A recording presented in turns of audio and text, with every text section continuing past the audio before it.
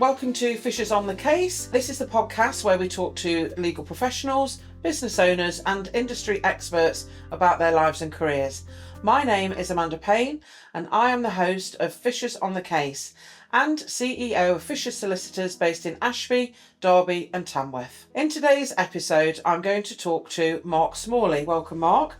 Mark is the Managing Director of David Granger Architectural Design. Somebody buying a new build property, when they get copies of all the planning documentation, I always think it's a good idea that they are told what the planning conditions are, because some of them not only relate to the build, but they relate to things that they can and can't do once they're in occupation. Yeah. And I think that is something that often gets missed, Yeah. or clients maybe forget if Yeah. they were told it when they originally bought it, Yeah. and is sometimes an issue then on sale. Have you had any experience of planning conditions that continue beyond occupation?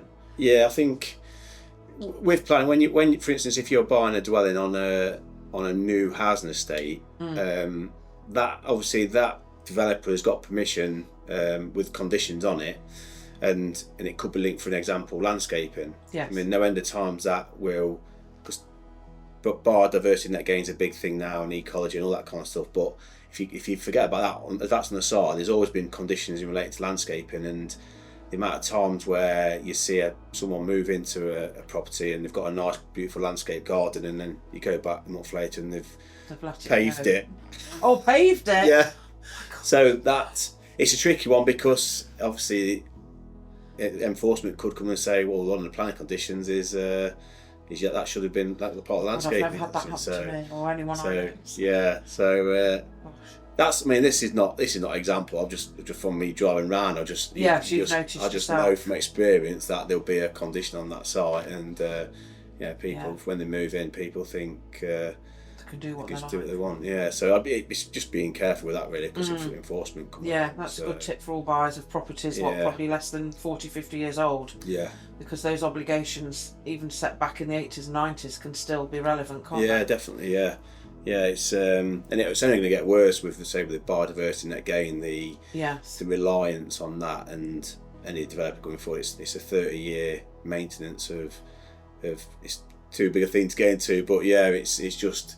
What, like your balancing ponds, and after you've done your ecological surveys and things like that? Well, one of the main ones for us at the minute it's called BNG, Biodiversity Net Gain, and every development we do now, not every, there's certain exemptions like self-build and extensions, but if we do like a new house on a greenfield piece of land, we have to enhance that by 10%, and it's causing issues with the smaller developments. The bigger developments can get away with it because they can get the land to put, if they take 3 trees down, for instance, they can put 30 back up, no problem. But if you take 3 trees down for a single dwelling, you've got no room to put it back up, so that's when you have to pay like these, you have to buy units now. So it's a big old problem. So it costs. Yeah, it is a cost. It's planning a financial is getting cost. So the impact on going forward, it's just being aware if you're buying a property do those costs continue then for the next purchaser coming in, or are they one-off at the build stage? I think they're a one-off payment, but any purchaser coming in will have to abide by the maintenance rules, and they have to be checked every 5 years. So it's just a small snippet of it's a big thing going forward. I mean, hopefully there will be some relaxations on the smaller developments going forward, but that's a good tip. Another planning. Thank you very much. That's good. So, Mark, if people want to contact you after seeing and hearing us today, what's the best way they can get in touch with you? You can either call the office or email our admin email. So the number's 01530 560 939. Okay. And then the email address is admin@davidgrangerdesign.com. Okay. So either of those is we'll get back to you. We'll find you. Go from there. Lovely. Thank you very much, Mark. Been a real pleasure. Thanks Thank for you. having me.